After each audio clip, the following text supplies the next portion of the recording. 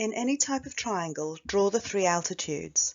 The altitude of a triangle is where the perpendicular line segment is drawn from the vertex of the triangle to the side opposite to it. Call the point of intersection of these Q and the points on the sides of the triangle P. The point Q is called the orthocenter of the triangle. We now mark the midpoints of the sides of the triangle M. Mark the intersection of the perpendicular bisectors of the midpoints N. N is called the circumcenter of the triangle.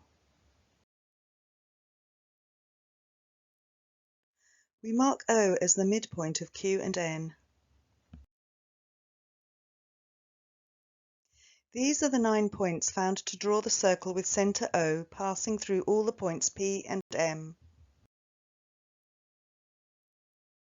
The 9-point circle contains the midpoints of the 3 sides of a triangle and the feet of the 3 altitudes. Its center is the midpoint of the segment joining the orthocenter and the circumcenter of the triangle, and consequently lies on the Euler line.